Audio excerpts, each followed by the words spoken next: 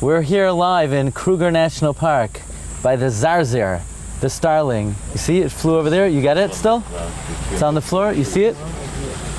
The Zarzir in Parak Shira says, the pasuk in Yeshaya, chapter 61, V'noida b'agoyim zaram, the Jewish people will be known among the nations, V'tze'etzoeim b'soicha amim, and their offspring among the nations of the world, Kol ro'yehem yakiram. All those who see the Jewish people will recognize Ki heim zera berach Hashem, that they are the descendants who are blessed by God. The Zarzir sings about the distinction of the Jewish people. Why so? Why does the Zarzir proclaim the distinction of the Jewish people? Does anybody know? The Zarzir, the Starling, is it a kosher species? Is it a kosher bird? We know that only the 20 or the 24 birds that are mentioned in Parshas Shmini and Parshas Re'eh are not kosher. Is the Zarzir one of the birds, one of the tziparim, one of the oifos that is mentioned in Parshas Re'eh? It's not mentioned there. That would seem to indicate that it's kosher. However, Rabbi Eliezer says it's not kosher. The Chachamim say it's kosher. It has the qualities of a kosher bird. It has a crop. It has one of the distinguishing characteristics of the Zarzir has the distinguishing characteristics of a kosher oif. It's not mentioned among the other birds. That would seem to indicate that it's kosher. In fact, the Chachamim say the Zarzir is kosher. Amar Rabbi Eliezer, Loi lechinam halach hazarzir etzel ha'orev.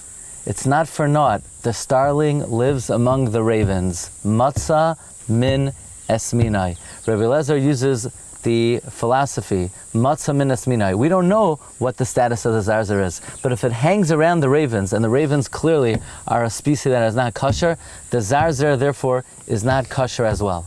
Therefore, the Zarzir proclaims in Parak Shira that the Jewish people will be recognized among all the nations of the world that they are Zera Berach Hashem. Why? Because throughout history, we were distinguished. We stayed amongst ourselves. We stayed among the Jewish people. We did not mix among the nations of the world.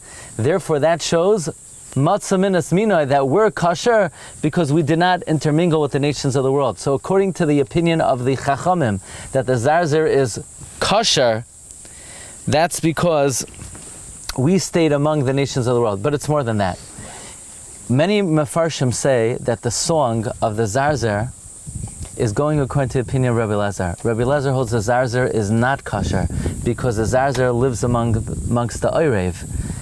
And that demonstrates that we who did not mix with the nations of the world, we remained distinguished, therefore we are Zera Berach Es Hashem. In other words, according there it goes, we remained distinguished and we did not mix with the Oirev, we did not mix with the nations of the world, therefore that shows that we are Zera Berach Hashem. So according to Rabbi Eliezer, that the Zarzir is not kosher.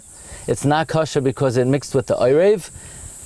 It is showing that the Jewish people did not mix with the nations of the world. But according to the Chachamim, listen carefully, according to the Chachamim, that the Zarzir is kosher, it's because even though we were forced to live among the nations of the world, but the Chachamim say, but still, it has a zefeg, it doesn't have the qualities of all the other birds, and therefore it's kosher. So to the Jewish people, even at times that we were forced to live among the nations of the world, we look like the Jewish people, we act like the Jewish people, we have the zefek, we have all the qualities of the Jew. So according to both the Chachamim who say the Zarzir is kosher, and according to Rabbi Eliezer that it's not kosher, the song of the Zarzir is appropriate for Klal Yisrael. V'noida b'agoyim zaram, v'tze'atzoeim b'soich ha'amim, kol ro'yehem yakirum, ki heim zera berech Hashem. Okay.